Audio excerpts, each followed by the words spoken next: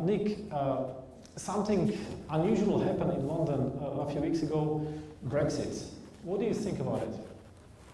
Well, judging by the way 2016 is going, I don't think it's very unusual at all.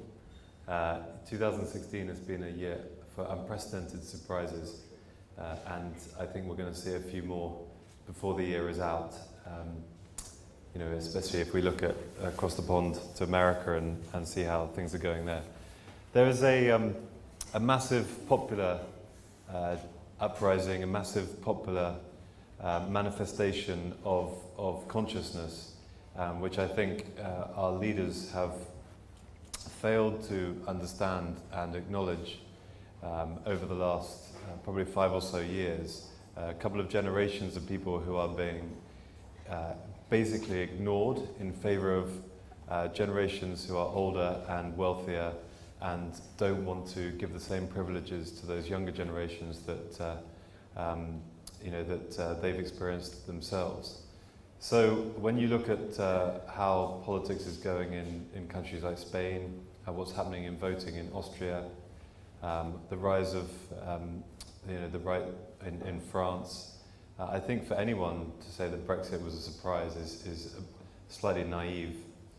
As far as I'm concerned, you know, it's happened now. I didn't vote to leave. You know, I was, just for the record, I was a Remain voter, and I was disappointed by the result. But the reality is that we've got it now, and I think we should make the most of it. And I think there are some huge opportunities that we can now take forward and benefit from. I agree, but how do you see it as an entrepreneur? How does it affect your company, for example? So it doesn't affect Nutmeg per se. You know, both in what we do for our customers, we manage globally diversified portfolios. So it's quite remarkable, actually. I have a special suit which I only wear on big battle days. I've only worn it 5 times in the last 4 years. And that Friday morning I put it in and we all headed to the office, and some of the investment team had been there all night. Most of us got in around 6:30. And it was remarkable, the portfolios, 80% of them were up, 80% of customers were up on that Friday.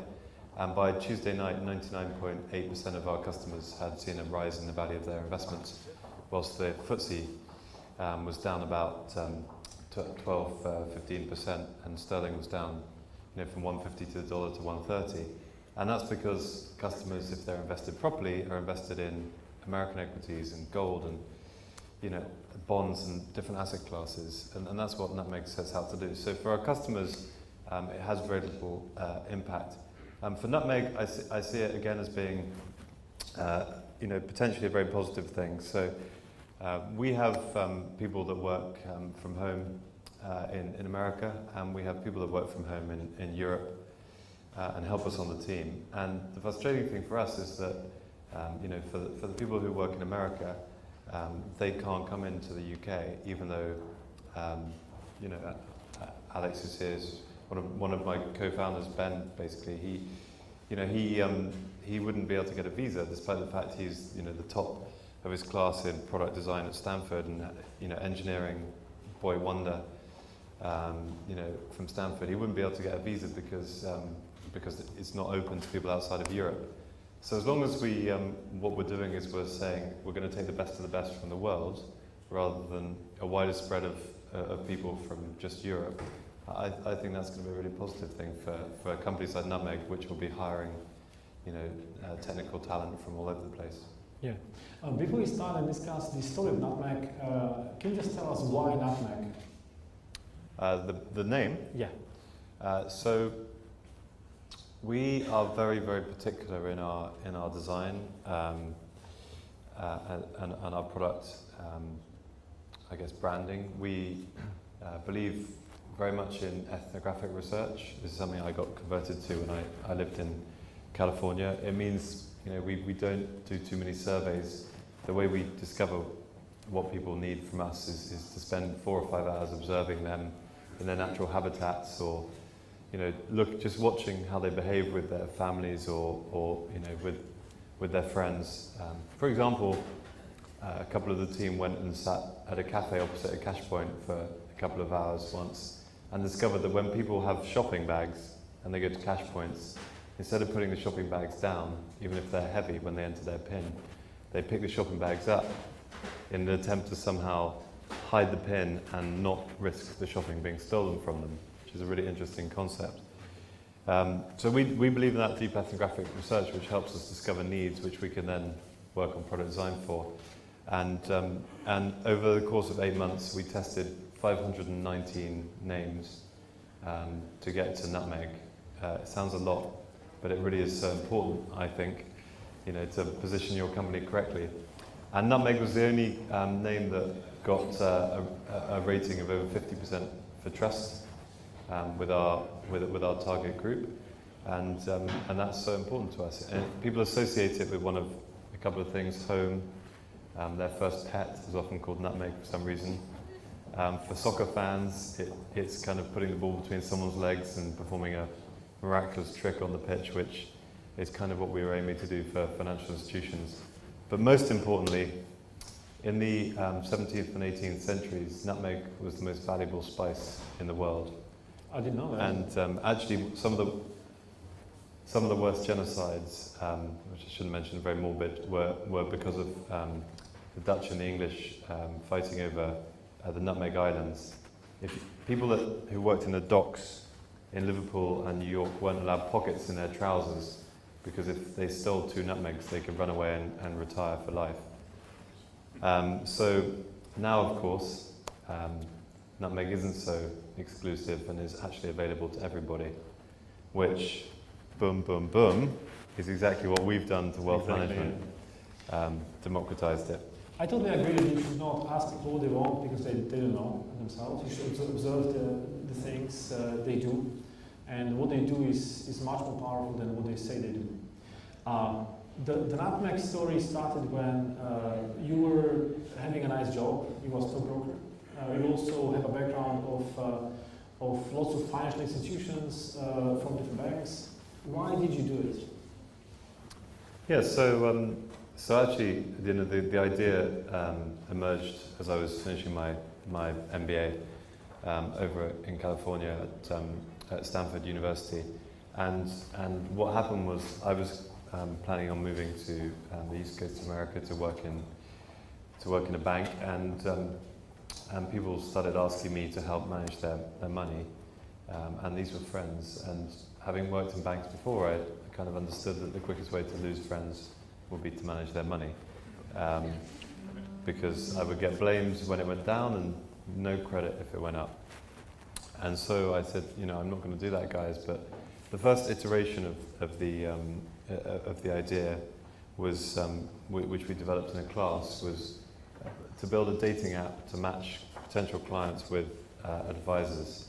And this was really successful in our trials when we spoke to advisors, because they said, I really like serving people who are into data, or I really like serving entrepreneurs, or I really like serving, grannies. And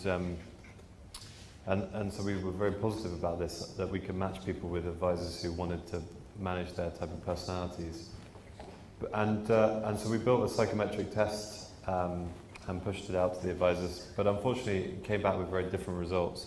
Instead of saying, I want to look after entrepreneurs, the advisors all said, I want to look after these people. And and that was really unhelpful. So we called up and said, what is it? You told us you liked X, and now you're telling us you like everybody. And they said, oh, well, actually, we've had a rethink, and what we really like is a diverse group of clients. I should have known, right? I should have known, having worked in the industry. But basically, it was like, I want to get as much money as I can because I earn my fees on the money I manage. And so that was really disappointing to hear. And what I figured from that was we talked about 75 wealth managers. Speaking to them, I realized that everyone pretty much manages money in the same way. It's all multi-asset, diversified portfolios. And I reasoned that, we could do that pretty simply through an online app ourselves. So we could give you the best investment service. We could improve the personal service by adding online and telephone to the face-to-face. What's not to like? And that was the genesis of the idea. So it came out of a problem that people were asking me to solve, and then took a few iterations to get to where it is now. So you had the idea and you want to go out and do it. How do you start? What did you do first? Well, the first thing was acknowledging that it was something that I wanted to do, and 2 years in California had a profound effect on me, and studying. But probably one of the most important things that I realised, or the things that changed me the most, was how I altered my definition of risk. So when I left England, my definition of risk was doing something. It was quitting my job, which was nicely paid, and I was getting fat and happy and all the rest of it, to go to California and to do an MBA. Risk was, doing a crazy, sporting event or bungee jump or something like that. Risk was doing something. And during those 2 years, I learnt really from professors and classmates and all the other inspirational figures around, all the entrepreneurs, that actually risk is not doing something, right? Risk isn't doing something, risk is not doing something. And you begin to get this feeling in your tummy that it's all about, it's all about regret.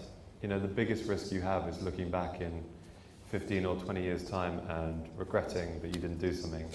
I'm not ever going to claim that I was the shyest guy in the world, but I recently got married, and I met my fiancée in a pub, and I didn't want to be the person that didn't ask her out. I didn't want to regret that. And that was how my definition of risk has changed. It's actually about not doing something. And so getting started for me was acknowledging that first, like thinking, wow, I've got an idea here that's a real idea, it's a problem that needs to be solved. People are asking me to solve it, and I need to get on with it. And if I don't do it, I'm going to regret it, because sure as eggs, someone's going to do this and get very wealthy and make a massive business. So taking the leap was the first thing, acknowledging the risk. And then it's about commitment. And as I often say to people, the lesson that I learnt was to put my heart and soul and everything into it, but also to draw a line in the sand.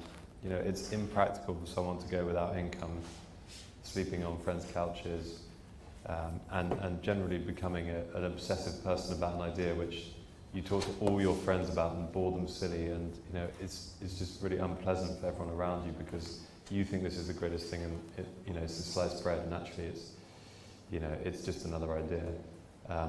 So you draw a line in the sand, and I was getting dangerously close to my line in the sand, which was 6 months after graduation, and not having funding, which was really scary. But getting started is all about commitment, defining your risk, and then understanding your parameters. Yeah, I love the way you describe risk, because it's really something which many people are thinking about, and they keep postponing. You went to Stanford to study. How else did you get changed in there, apart from perception of risk? Just picking up on your point there about postponing risk, I think sometimes the best advice for prospective entrepreneurs is not to quit your job, right? Is not to throw it all in and decide to have a startup. The reality is that there are lots of people out there in really good, well-paid jobs who have fun in their teams, and and what they're doing now, but they have a burning desire to build an idea. And I'd say 80% of those people don't have the skills to actually do the building themselves. And one thing about being an entrepreneur that I've learned is that everybody is needed all the time to be firing at 100%. And I think a lot of people could do a lot worse than stay in their jobs, earn the money, and finance someone else to build the product for them. You don't have to give away equity if you hire a studio. But the reality is, if you're a banker, then you're not going to necessarily have the technical skills to code an app, right? It doesn't mean you should quit and hire a CTO and blah, blah, blah, and blah. It just is completely and totally inefficient. So I would say that, we can't get carried away by the fact that, we've all got to begin this life of becoming an entrepreneur. actually what we've got to do is work where we're most useful. And sometimes at the start of the journey, the most useful thing you can be doing is earning cash to pay other people to do your work for you. And how did you do it in your journey at the beginning? Well, I messed everything up really because I didn't understand that, and I was very single-minded, and I guess I just made a lot of mistakes. It took me 48 pitches to get my first VC to say yes. 48? Yeah, it was massively distressing. You know, I'm an optimist by heart, but it's really tough. You're just getting rejected. But you were the master of pitching towards the end, right? No, I was complete. There's one lesson that you need to learn with pitching, and that I discovered towards the end, which helped me get the investment, and the poor chap who eventually invested was left having to because of this. And the one thing you need to know about pitching is never answer the same question twice. You know, you have to, if someone gives you feedback, and you should always ask for feedback, if someone gives you feedback and says, I don't like it because of X, or I don't believe in this metric, or I don't think you have the talents to do this, then next time you pitch to someone, you cover that point off. You know, you cover that point somewhere during your presentation. Because what happens is, eventually, someone, somewhere, is going to run out of questions to ask, and they're going to have to write you a check. Because there's no reason not to. And I guess I learned that on about pitch 25. Yeah. So then you had 48 pitches to get to the first funding. Did you have to go to get outside funding, or could you bootstrap in the beginning? Yeah, there was no way of really. I mean, obviously school is quite expensive, so I spent savings on that. Look. So we graduated in June, end of June, and I said if I don't manage to do this by December, then I'm going to get a job. And I think the first investment was sort of 10th of December, so it was cutting it very fine. Very close, yeah. Very close, but I couldn't have bootstrapped it. The thing is, again, another difference when you're planning your businesses, or as many of you are involved in your businesses now. You know, thinking about the infrastructure required for your business. Like what we do at Nutmeg, managing people's money, is an incredibly infrastructure-heavy business. So there's an awful lot of technology that needs to be built before we can go live, and we couldn't really beta test it. I mean, it's not like you can go to someone and say, "Hey, deposit 100 grand," and then the next day the screen shows zero value, and you're like, "Oh, sorry, it's just a beta test." You know, they don't really appreciate that. So for us, it was going to cost at least a couple of million to build the infrastructure. And you were working on it for 1 year before you launched, right? Big You were working on the product for 1 year before you launched. Yeah, so we did about 6 months of user testing and that ethnographic research to get some of the front end sorted out, and at the same time applying for our regulatory permissions, and at the same time building the piping underneath. So it was just over a year actually before we launched. And it's funny because when you launch, as many of you will know, you have what's commonly known as the TechCrunch spike, where TechCrunch features you as like, this product's launched, and suddenly your Google metrics go crazy because 3,000 people look at your website, and you're like, oh my god, and you remodel all your financial forecasts for 3,000 people to be looking at you every day, and the next day it's like back to 30. And you're like, okay. Did this happen to you? Yeah, totally. We launched on a Sunday in the Sunday papers, and we lined up an exclusive with a big paper. Very cool. And they put this out, and they said, a new type of investing service is coming. And I remember the whole team was waiting for this flood of phone calls and everything. And I think, throughout the day, 300 people hit the website, and we signed up like 4 clients. Oh wow. It was no money. I mean, it's absolutely no money. And you just have to accept, that you go through these bumps in the road, and as long as everyone can laugh about it, it's okay. So you launch, and then it goes up and it goes down, and what do you do then? How do you get new customers involved? Was the strategy with BHere, or you wanted to get people you know first? Well, look, I'm not going to be the expert in the room about talking about customer acquisition because everyone, does this differently. But I think there is a truism, which is that often the most effective solutions surprise you. Yes, and that's true. And therefore, the advice that I would give is to try as many different things as you can as efficiently as possible. And we have tools now that help measure marketing and sales far more effectively than we've done ever before. So if you can do a bit of, radio advertising or advertising on the tube, or, that's fantastic. Test how it works. Nothing in the world is a better marketing tool than a great product. It just trumps everything else you've got. Because if you build a great product, people will share it with other people, and it'll be around the dinner party. Oh, aren't you using this, or aren't you using that, or, and people, that's the most infectious thing, right? And, for us at Nutmeg, it's all about building those little moments of happiness, right? When someone reaches the goal for their house deposit, so they've got enough money to buy a house, or after the referendum when they log in and see that their portfolio is up, not down. Those things mean so much to people that then they tell their friends and it builds. We can't recreate that even if we had the fanciest YouTube. One example I would say, amazing result today, and congrats to the guys at Dollar Shave Club. They made 3 YouTube clips 4 years ago, and it's $1 billion exit today. So that's pretty fantastic. Yes, big news. Talking about the product, how much time did it take you till you felt you have a great product already? I don't think I'll ever feel the product is ready. I don't think I'll ever think that we are doing all that we can to build an amazing user experience.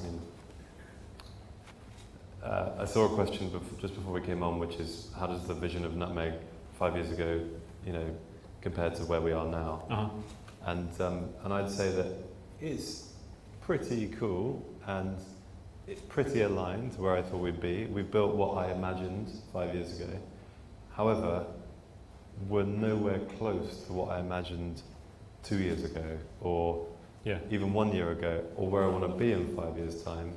Because all this stuff now, all this new stuff, and it just can improve and improve and improve. Yeah, well, they say if you knew what you know now, you wouldn't start probably. It's a big journey, it's about a journey. What is your, in terms of product, I know that you have a nice mixture of people like to be in control, however they don't like responsibility when it comes to investing. And you managed to find a balance where they decide on the overall goals, but you let them, you help them manage on the day-to-day basis, or how does it work? Yeah, that's pretty much exactly it. But I would reframe your phrase about people like to be in control. People like to blame other people, for everything, especially in this country. And the reality is that, we get blamed when things go down, and people take the credit when things go up. And I'm cool with that. I'm cool with that because I understand I do it myself. And I have access to our investment team, and when they're doing fine, I think, it's because of the risk setting that I chose, and aren't I smart? And when they're doing rubbish, I'm like, why have you allocated 7% of my portfolio to Japanese equities? Anyone could have seen the yen was going to weaken, And they're just looking at me like, but that's what humans are, right? Yeah. That's what, and so we're in a world where whatever product you build, you won't hear about customers when it's going well. They will tell their friends, and you'll get virality and all the rest of it. But you will hear about it when it goes badly, and we have to accept that and just take it on the chin. And isn't it a wonderful problem to have that people are using your product and and helping you become a success? Yes, let's take one step back and talk about the acquisition for a little bit more, because you said you have to test and see what works and what doesn't. Which ways of getting customers you thought would be working well and didn't? Well, in our industry, which is looking after people's money, most companies, and the difference between us and everyone else obviously is that you can only use them if you have £500,000, and we allow people to invest from £1,000, and that's why they're face-to-face only, and we're online as well as all the rest of the channels. But most companies advertise in glossy magazines, newspapers, they're targeting people on that kind of high brand emotive. It's usually a picture of like a grandfather with a grandson walking on the beach, with the sun going down, being like, you know, don't let the twilight set on your portfolio or something like that. I mean, it's just terrible. If it wasn't being live streamed, my language Sounds would like be a cool worse. movie. But I mean, if you know, so we started advertising, you know, in the paper and banner adverts online, and that just doesn't work at all for us. You know, people look at it and go, you know, let me see what's happening on Facebook. You had a campaign on the Tube as well, right? Yeah, the Tube is really successful for us. Okay. Which is interesting. So Tube's definitely one of our better, you know, methods of advertising. And I think it's partly because the audience we target is quite urban and digitally savvy. It's also, I think, you know, the reflection time people have. You know, if you're going to work, you're thinking, you know, do I want to be in this job for the rest of my life, or is it time I started saving so I could fund my own startup? Yeah. And when you're going home, you're thinking, do I really want to live in Zone 6 because London house prices are so crappy? So, you know, should I save for a deposit on, you know, on a house? So I think it's a good way to capture people as they're thinking about that kind of thing. Yes. Now you build the product, you raise funding, you're kind of good there. When you started hiring people, can you share with us your insights from having hired a bunch of people? How big is the company now? Too big? Too big. No, I didn't say that. Not it. It's about 80 people. 80 people. So when you hire people, are there things you're looking out for in terms of culture fit and expertise? Yeah, sure. So I think I was thinking about this today with someone actually. I think the first 20 people who we hired all took between a 30 and a 60% pay cut if they came out of jobs, which was quite interesting. And for me, the secret to hiring is pretty simple. The people you hire have to be 100% passionate about the purpose of your company. And I don't want them to recite why it's a hot market opportunity. I don't want them to recite, you know, that they're fantastic and could move my product into, you know, a new country or this acquisition channel or whatever. I mean, that comes later. All I care about in the early stage is the fact that, you know, they understand that we are doing something that means so much to people, and what we are doing is giving people access to a great saving and investment product, and that they want to do it, and they've proven through their career that is genuinely something they want to do. And if they share that passion, then I know they're going to be a great fit, and I know they'll never stop working hard to achieve what we want to achieve. When you hire, do you offer the first employees some stock options, or it's just salary? No. So pretty much everyone at the company has stock, and I think that's really important. One of the failings that I've had as a leader is to adequately explain the value of that stock to people. I think we should do much more about educating people why it's important to have stock options and what it means for them.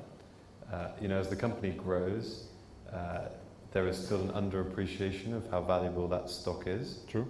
And I'm not sure if that's a cultural thing or a country thing or whatever. But you know, I have not done enough lunch and learns or, you know, one-on-one sessions to explain to people that actually they need to focus much more on, you know, that kind of comp and I definitely recommend anyone to do that.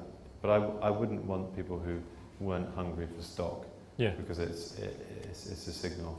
Interesting. Let's ask the audience, guys, how many of you are either founders or early employees in a starting up company? Raise your hand. There's a bunch of you. How many of you have stock options in a company? Put your hands up. Maybe a half? It seems pretty healthy. Not enough. How many people are in jobs who are thinking about starting a company? Maybe a Excellent. fifth. Okay. I'm appreciative of that particular section all sitting at the front. It's good. It's a good lesson for next time. Now, talking about the culture, what is the culture of Nutmeg? Quite cerebral, quite intellectual, quite thoughtful, probably a bit too discursive. We like to chat around ideas, Because of our product-focused approach and the research style we have, we'd like to really make sure we're under the skin of things. Yeah. So again, another failing of mine, which the team helped me out on, is we have a very clear vision, a very clear purpose, but sometimes we need to prioritize better. So I've been guilty in the past of dragging too much through the product development pipeline. So I'd say it's quite a inclusive culture. Yes. Now the company is quite healthy. They say it's a unicorn. Does it mean anything to you, or you don't focus on it at all, on the valuation of the company? No, I've once or twice done the calculations of paper money, but I have plenty of practical experience of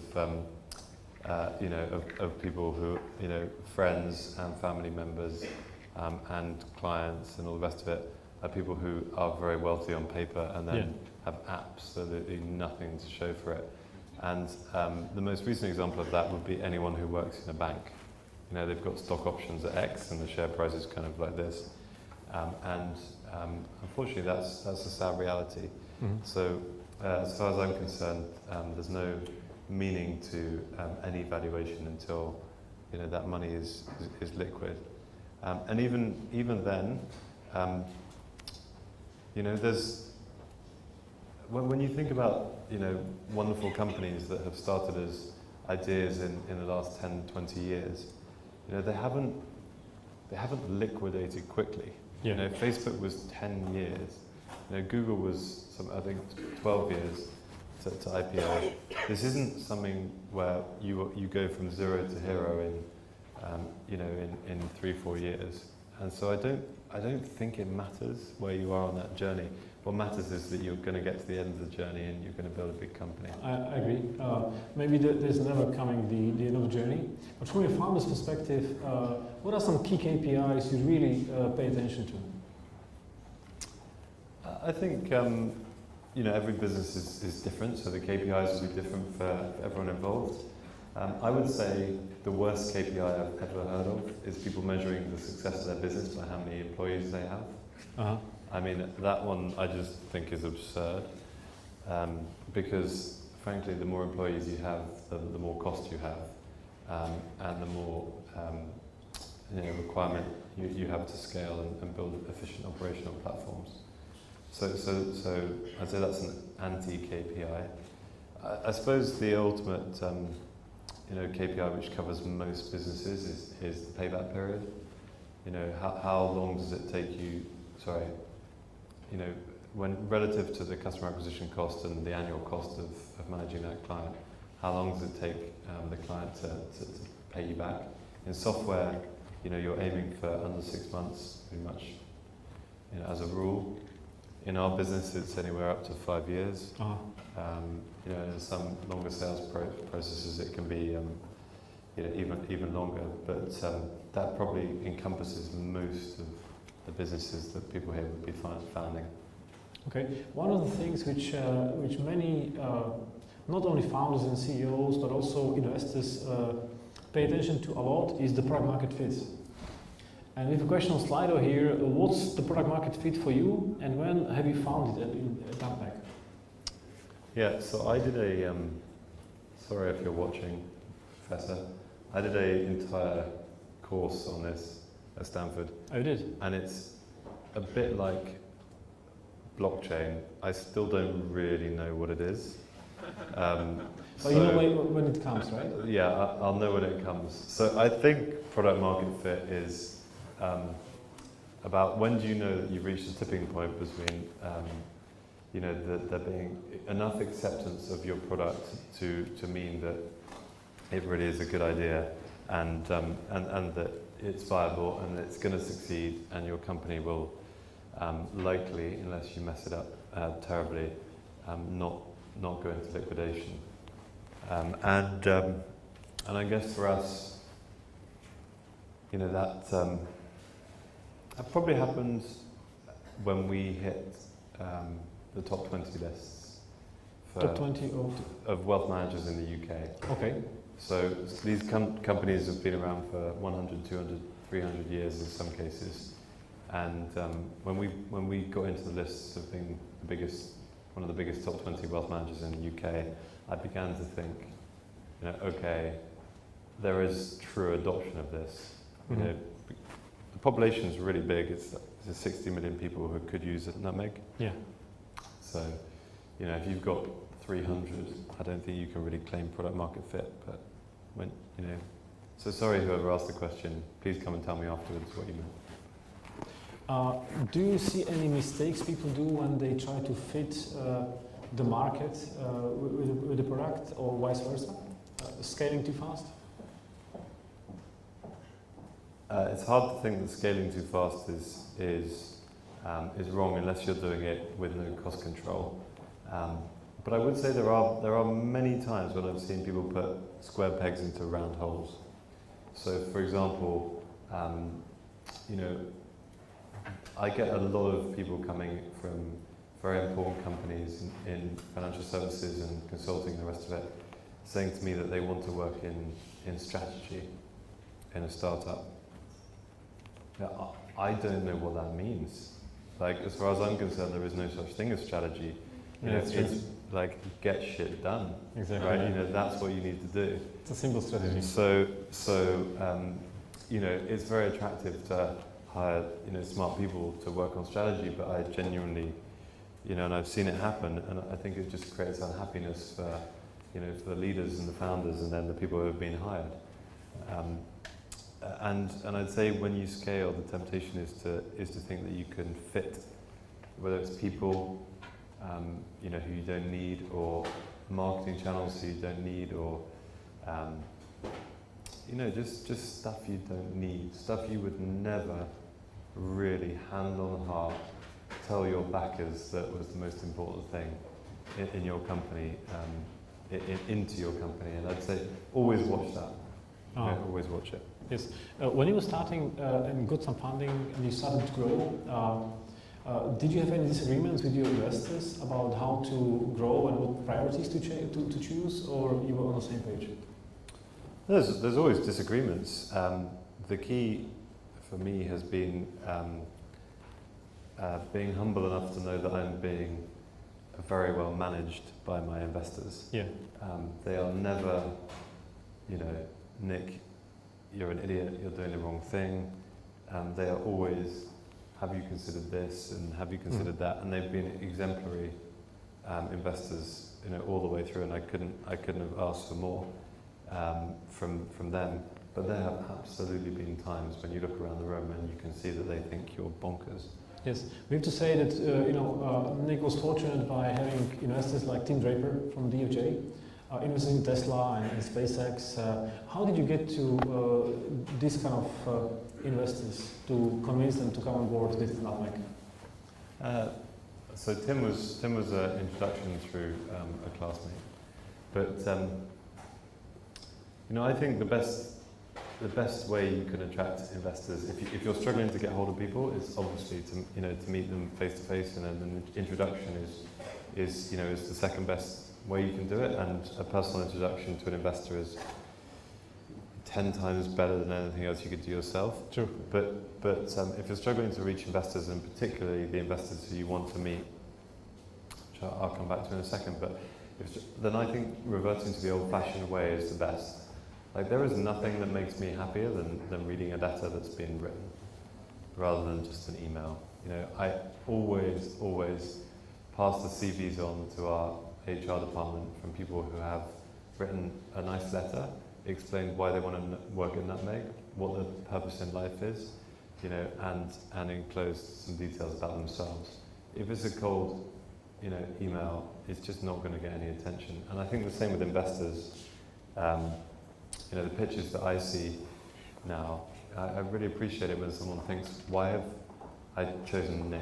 Why do I think Nick would be a good investor? Mm-hmm. And to that point, when you go pitch for money, just learning on, from what my experience was, and if it's your first round and your seed round and you're doing friends and family and angels, I really encourage you to make a list of 40 angels, and then from that list, put the 10 angels that you really want, who have subject matter expertise at the bottom of the list, and the 10 angels who have got money but nothing to do with your product at the top, and then work from top to bottom and practice your pitch.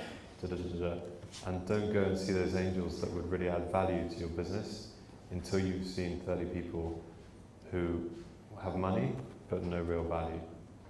Because you're just not going to be proficient enough to show them why you want them until you've spoken to a lot of people and done a lot of practice. It's very good advice, but how do you reach them? You're looking for introductions, or you reaching out via LinkedIn or cold email? So LinkedIn is really good for angels. Yes. So there's a lot of angel investors in LinkedIn. But again, the ones you really want, you need to explore over the 3 months that you're practicing on the other 30 personal connections and going to meet them at places like this, and also writing to them. Persistence does pay off. Okay. We have another question on this note. How did you get 48 pitches with VCs and angels, probably, right? Yeah, it's horrible. As I was what I'm telling you, it's just, obviously I was living in Silicon Valley, so let's be frank, there are more VCs. But I mean, it wasn't just VCs, it was angels as well, and it's just, it's just heartbreaking.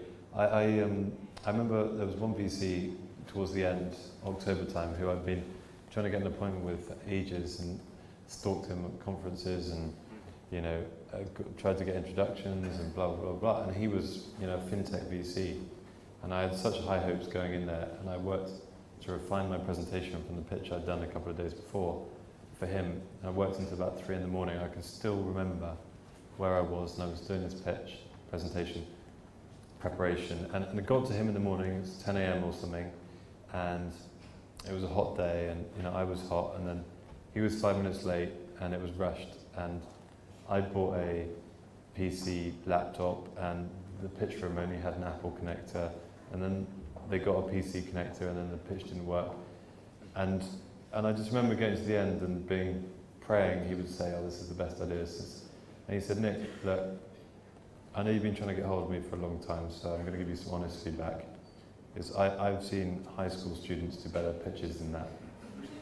Oh wow! And it was so disastrous, for me. But what I realised was that actually, this is not an easy game. Right? This is really not an easy game.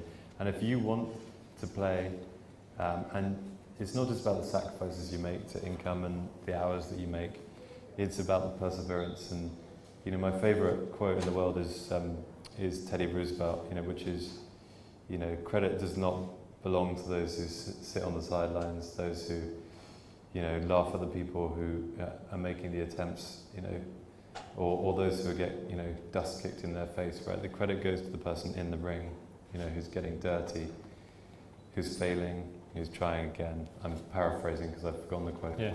And that's how I feel. It's, if you want to be one of those people, then know you're doing it, and you're being a massive achiever, but it's bloody hard. It is, and you're raising a good point, and the point is, when should you stop?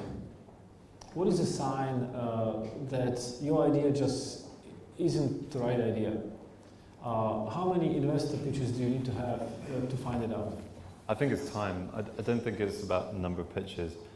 For me, this is my personal opinion, I think it's about time, because time dictates when you run out of money, time dictates when you become a selfish person to your friends and family. Yeah. Time dictates when you might have a visa that expires or whatever else. So whenever you decide to start a business, my personal view would be to say, if you haven't raised X or got X number of customers by this date, then I'm going to stop. What kept you going? Did you get good feedback from your peers and investors were not too optimistic, or how did you kept going for so long? No, I don't want to make it sound like I was, particularly, I was getting beaten up by investors, but it was also 48 pitches is a lot. It's a big number. Yeah, but at the same time, I was becoming more passionate about the product, right? And I was becoming more optimistic about the opportunity, and I could start seeing that this was actually going to happen, and I could start understanding the trends. And the other thing that was very fortunate for me, which I obviously had absolutely nothing to do with, just for the record, was the global financial crisis, because that had changed, public opinion of financial institutions tremendously. And coming out of that, we saw a huge uplift in people's willingness to accept new things from the finance industry. We've seen a bunch of companies like this, like Eventbrite, which thrived in the crisis because people were leaving jobs and they wanted to set up their own events and make some money doing that. So you're also lucky to do that. Let's talk a bit about geography. So you studied in Stanford. The idea was born in Stanford. You started to do it there, but now you're here in London. You didn't want to stay in Silicon Valley to build a company there? Well, I mean, okay, the idea was conceived there, but it was definitely born here. There was the financial regulator in the UK is so far ahead of anyone else in the world. Mm-hmm. It would have been very hard for me to do what we do in the US. That's interesting. In my personal opinion, raising capital here is easier than raising capital in the US. And the reason I say that is because whilst there might be 10 times the capital, there's probably only 5 times the ideas. Here in the UK, you're only competing with 2 times the number of people who want to start businesses. And if you have a good business idea, you get backed very easily, because there are people with cash willing to give it to you. Yeah. I think that the UK provides a superior, certainly in financial technology, a superior testing bed and building bed for young companies. It's interesting, we had the founder and the CEO of Metro Bank on our stage before, and they were raising over $1 billion. And they just couldn't convince the UK investors, so they raised over 95% from the US, for example. This is Vernon. Yeah. I've just been with him before coming here, and he said that to me as well. Go raise money in the US. So you have the opposite experience. He's American. And maybe that plays into a part of it. I must say. Sure, but his company was starting here. Sure. Look, there is a bias. Okay, I was fed up of hearing my classmates say that, once your company gets big enough, some American company will buy it. I know that's a joke, but it does kind of, And look, I don't know. I think that a lot of raising money comes down to empathy. Can people, which is why I talk about these angels being the last ones you should see, right? Because if you're building a, ed tech business, you need to go see the angels and the investors that are experts at ed tech, because they're going to understand it. But don't go see them first, go see them last when you've tested on people who don't understand.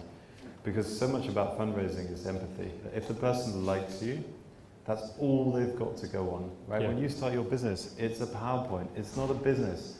Get over it, right? It's not like you've got, Dr. Evil's tower to sit in and, twizzle on your chair. Like, there is no one, there is nothing. It's just you and some deck. Uh-huh.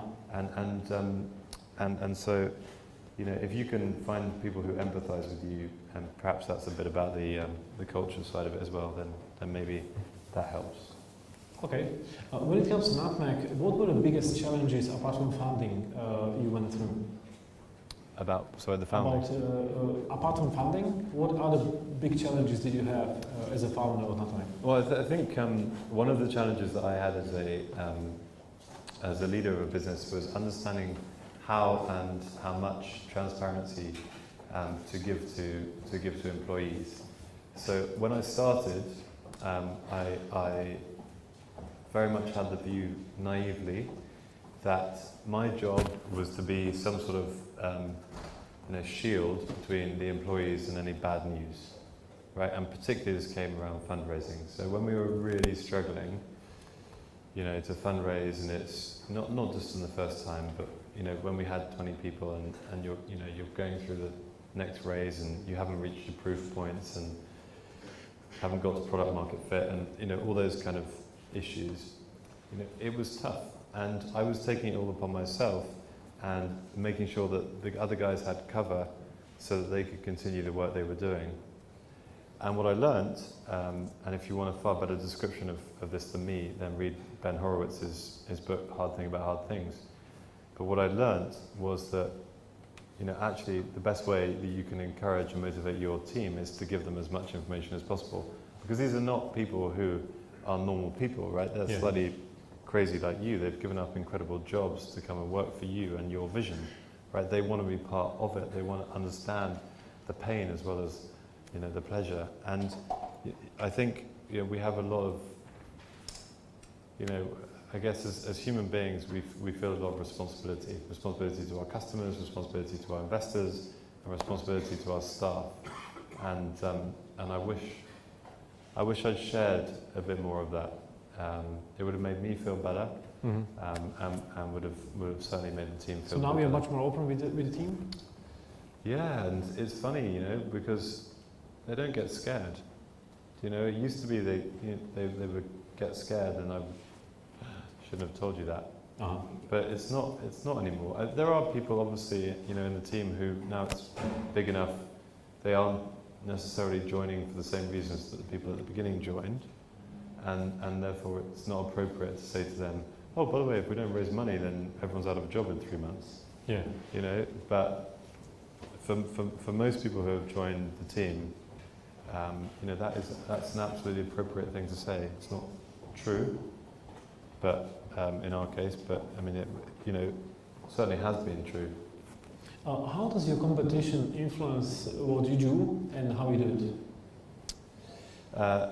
So we don't really have that much competition here. There's a couple of little nutmegs that have started up over the last year or so, but we pretty much have to try and frame the market, which is a really expensive thing to do in our industry, because it is, not only are we saying, well, we'll help manage your money, we're persuading people that they're wealthy enough to have their money managed. I mean, the amount of phone calls we get from people saying, so I've got £50,000 and I know that's not enough for a company like you, but I was just wondering if you'd give me some help. People just do not understand that a service this premier is available to everybody. So, the dual challenge of opening the market and then converting the customer. The other competition we have is, of course, leaving money in a bank account or buying some shares yourself. I think buying some shares yourself for a first-time investor is pretty scary, and that doesn't happen very often. And leaving money in a bank account is pretty terrible at the moment. If anyone can get over 1% of interest, they're doing well. And the other thing which is noticeable in that is we actively hire people who don't have a financial services background, except in our investment team and operations teams, because we don't want anyone to think like an existing financial services company. That would be a complete disaster for us. Yeah. If someone came in and said, oh, let's build this in the way that we did it here, I mean, that would be totally the wrong way around. It holds you back mentally. When it comes to customer segments, as the company grows, are you still after the same segments because the market is big, or you keep growing into new segments? So, our core target market is people between the ages of 27-ish and 55-ish who live in urban areas in Britain, who are digitally savvy. They don't have to be experts, but they probably have a smartphone. Yeah. And the research that we've done shows us that they fly British Airways or Virgin. They have at least one pair of Levi's. They shop at John Lewis and have Dyson products. They spend far too much money if they're boys in bars, far too much money if they're girls on clothes. They use products like Amazon and Uber, have take-home shopping for their groceries, etc., etc., etc. It's pretty confined to a set of people who work in professional services, so that's lawyers, accountants, bankers, corporate finance, media, marketing, technology. Those are our core customers. Yeah. It's a massive group, it's a very wealthy group. We don't necessarily need to expand it too much. What happens by coincidence, and this is the lovely thing about Nutmeg, is that if you're 40 and you're using Nutmeg and you're seeing great investment results come in and not much fees, and your parents have an account somewhere else, then you're looking at that account your parents have, and just as a comparison, you know, some of our top competitors, if you had £500,000 with them and £500,000 with Nutmeg, over 30 years, the difference in fees, you know, go to the website for the stats and the data. Yeah. But over 30 years, difference in fees can be upwards of £300,000. So what we see is people who are 40 telling their parents, move my bloody inheritance to Nutmeg now, because you are costing me, you know, X hundred thousands of pounds. And so I think the segments that we start to appeal to tend to be wealthier, and that's how we've done it. Not wealthier in terms of intellect or knowledge or you know, or worldly wise. Just more wealthy in the fact that they've got assets and they're not spending as much. Mm. You're just saying in your industry, where are the customers' yachts? Do you want to tell us why you have that in the industry? What's that? Where are the customers' yachts? Sorry, I don't know. Where are the customers' yachts? Oh, where are the customers' yachts? Yeah. Yeah. Well, I always struggle with the fact that if you're a private banker and you drive a Porsche and you live in a massive house, then you know, obviously you're doing something right in terms of the fees you're charging your customers. But I'm not so sure that the customers are getting the service that they thought they were getting for the price they thought they were paying. Exactly. And so our little mantra there of where the customers' yachts are, it's okay for us to have yachts and toys and all the rest of it, but let's make sure all our customers have those first. Because if they get rich, we get rich. But let's not get rich without them getting rich. Yeah, I like it. It's very fair. When it comes to Nutmeg, what is your biggest next milestone which you see for the company coming up? What's your next big milestone? So we're you know, at the moment we manage people's money, but we don't give specific financial advice. We've now obtained our regulatory permissions to do that, and very soon we'll be launching the first sort of online automated financial advice product in the UK, which will help people sort of understand, is this the right time to invest? You know, should I be doing something else with my money? You know, am I crazy to you know, be paying off this debt instead of this debt, that kind of stuff. And that's going to be, I think, very transformational for you know, for a lot of people who have struggled to get the help they need for financial situations. Mm-hmm. When it comes to scaling to other markets, how hard is it for you concerning the fact that regulation is a big part? Well, the trouble with scaling to other markets is that you naturally are losing focus on what you're doing here, and we have this constantly, you know, pushing us. Can we white label you in Norway, or can we, you know, use the Nutmeg technology in Brazil? Uh-huh. And I kind of understand that, and it's very attractive from the outside. And you know, if you did hire someone from a bank to do, you know, strategy for you, they'd probably tell you it's the right thing to do. But I really struggle to see why we would do that, when if we just had 1% of the investment assets in this country, we'd be in the top 20 biggest companies in the FTSE. You know, if we had 3% of the assets, we'd probably be the biggest company in the UK. We're going after a market which is half the size of the US market here. Oh, wow. Multi-trillions of pounds under management.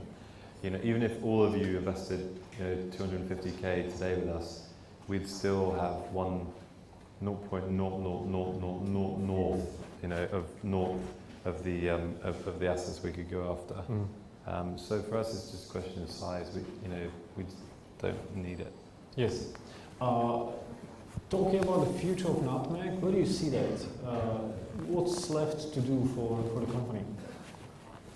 Is it geography? You want to expand other markets? You want to conquer new markets here, or convince more people to join you as a customer? We have hardly scratched the surface of what's you know, what's possible. We help so few people with their finances that it upsets me every day. You know, we are nowhere near to securing policy which actually provides people with transparency over how much they pay. Yeah.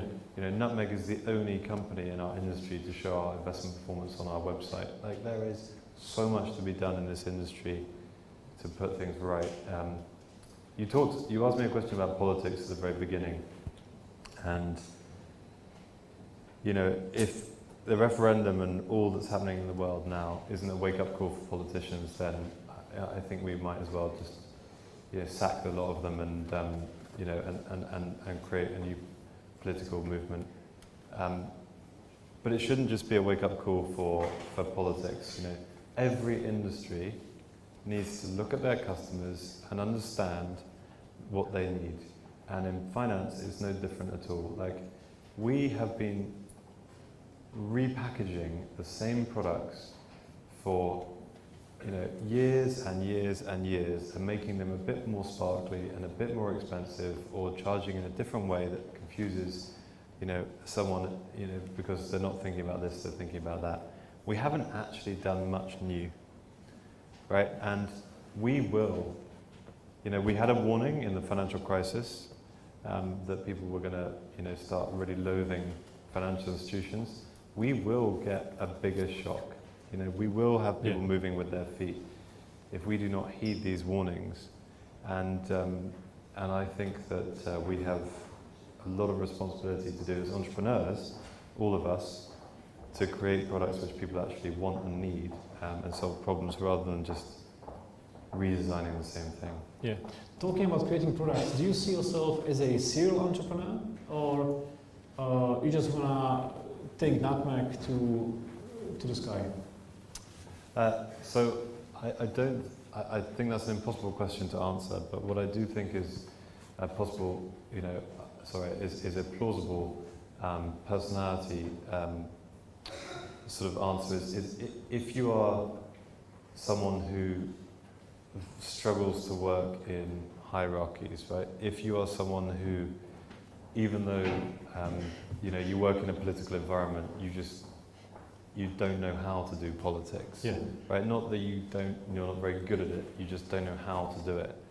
If you enjoy starting companies and in a strange way relish the challenge that brings, you know, if you are someone who is never happy with, you know, their physical health or mental health, or, you know, all the rest of it, you know, you are going to struggle to work in one place all of your career, and you're going to struggle to work in a big organization that is bound by its very nature to constrain you, right? And I think it's not about being an entrepreneur and starting lots of businesses. It's about knowing that you know, you have a certain skill set, and that skill set needs to be applied across whatever you choose to do.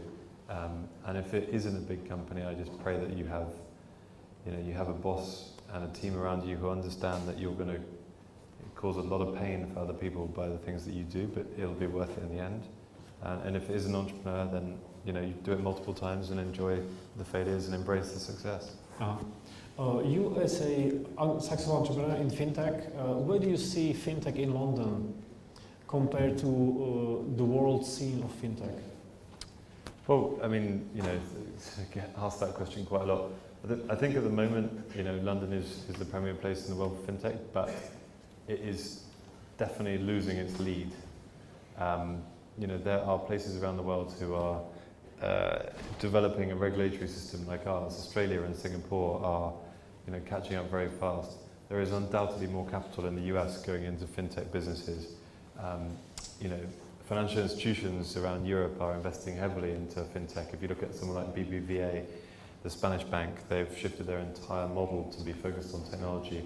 You know, so I would say that we're in a place at the moment where we have a slight amount of leadership, but if we don't do everything possible, I'm not involved in that too much, but if the UK does not do everything possible to maintain that leadership role, then they will very quickly lose it.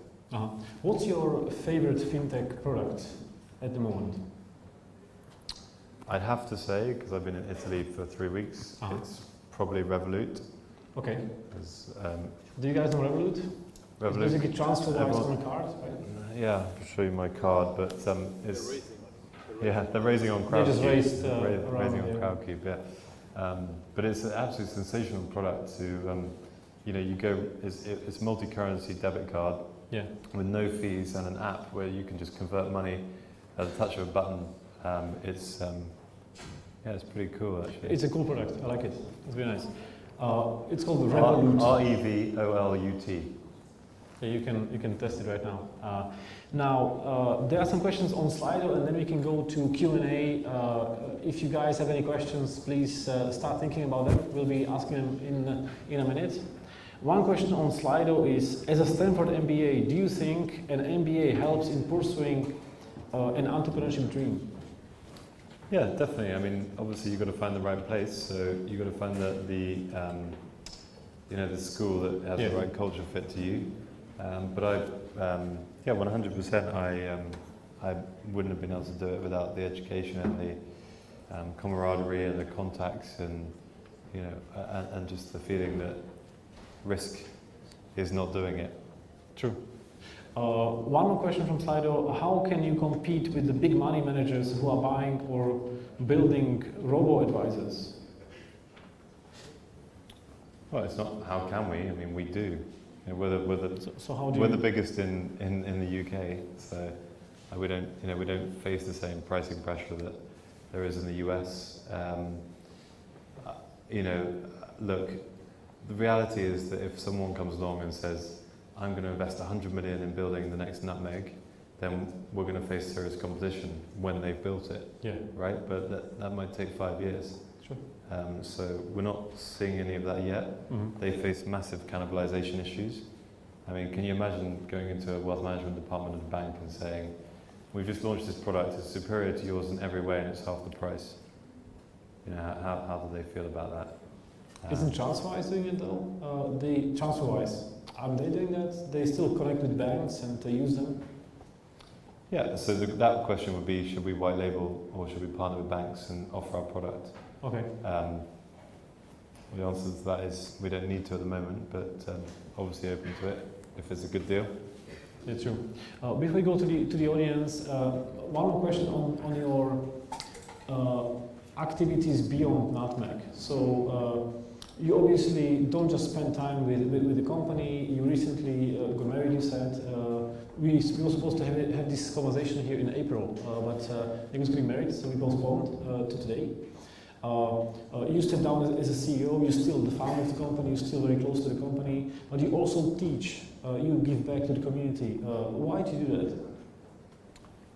that? Well, specifically on why I teach, I always wanted to be a teacher. That's what I thought I'd do all my life.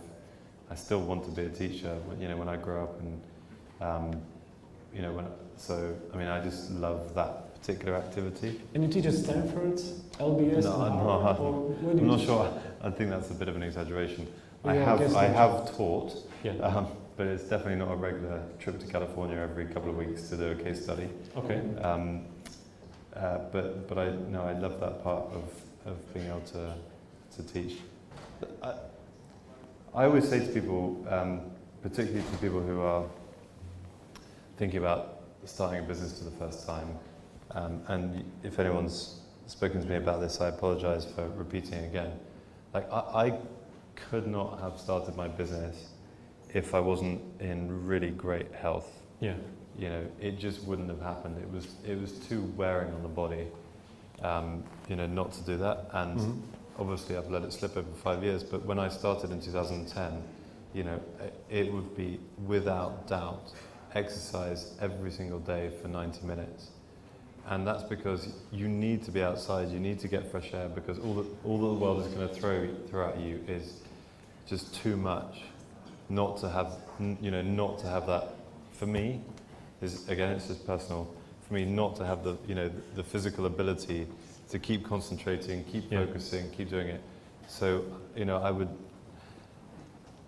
strongly suggest to people, if they're thinking about what to do with their time outside of their work hours, if they're thinking about quitting. It keeps you balanced as well. It's a very good point. Now, let's take some questions from the audience. Please, quick question, quick answer. Hi, Nick. Thank you very much. Two quick questions. First one is, what are your sort of customer acquisition costs in fintech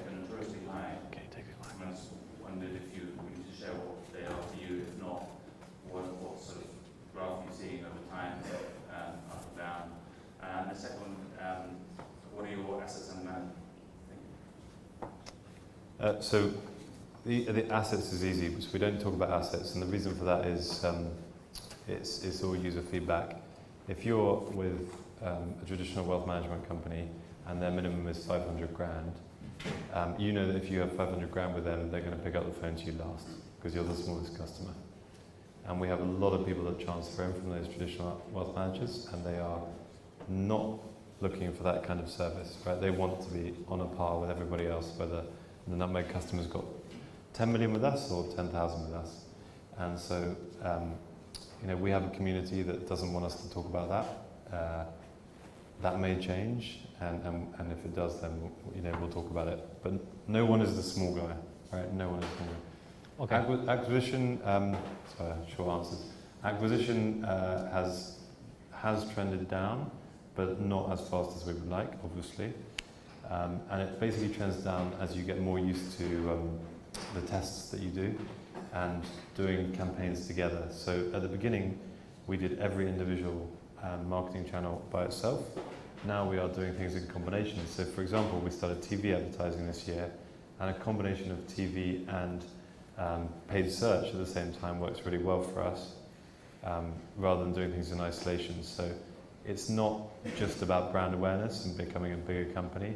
It's also about being able to test these things in, triplet next year, double this year, and finding all the secrets to that as possible. We are about, I'd say, about half of what our brokerage competitors in the UK are for cost of acquisition, I suspect, at the moment. Okay, next question. Hi Nick, 48 pitches. Can you pinpoint what it was that made the investors, say yes? Was there sort of one point in the deck that made them decide to invest? What, the person that gave me some money? Yeah. So it was. I don't know. Maybe you smile more that day. Maybe you're in a good mood or whatever. But I went into the meeting with Tim, and it was a half-hour meeting. He's a busy guy. He asks lots of questions. He never sticks to the deck. Jumps around. After 15 minutes, he said stop, and I was like, oh, crap. That's it. Another one bites the dust. And he said, Nick, I have no idea if you're a good entrepreneur. And I said, okay, this is fantastic feedback. And he goes, but this is a really good idea, and you're the first person to pitch it to me, so I'm going to give you some money. Wow. And that was it, right? And actually, maybe it was my attitude, as I say. Maybe it was something he saw in the deck. Maybe it was something he saw in me. I don't know, but I do know I worked bloody hard to make sure there weren't any questions he could ask. Mm-hmm. Okay, next question.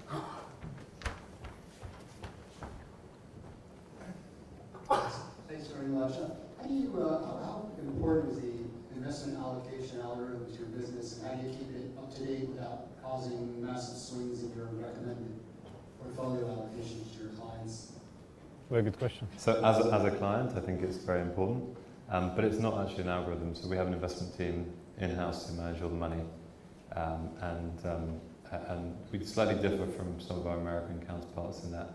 That's actually something that one of the reasons we moved to the UK, because in America, if you have an investment team operating your portfolios, then generally you need to have a face-to-face relationship.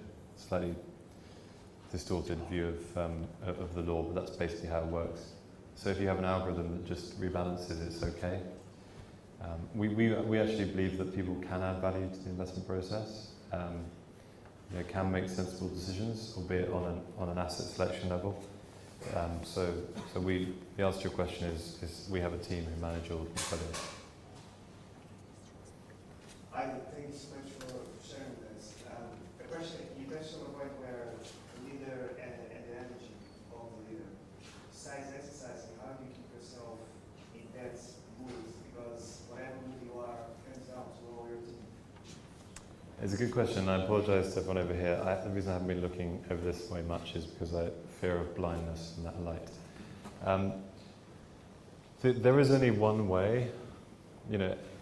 Exercise is supplementary, right? Exercise is something you do, to help you out. There is only one way to to ensure that you're going to get out of bed every day with passion for your idea, right? And that is for the idea to have a purpose, and for that purpose to be something that you believe in. There is no way, I think that's the signal that we should all go and get a coffee and a beer.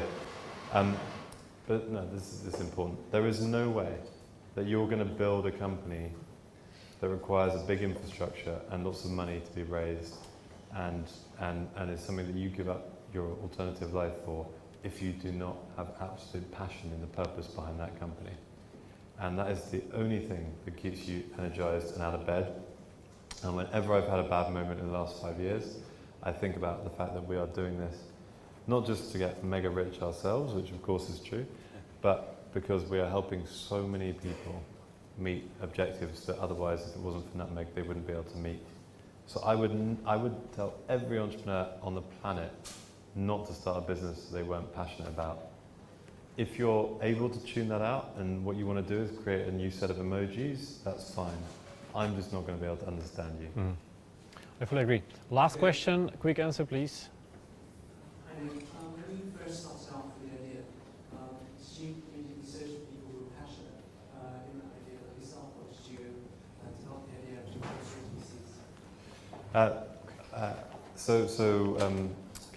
yeah, two things happened. One, my co-founder William is.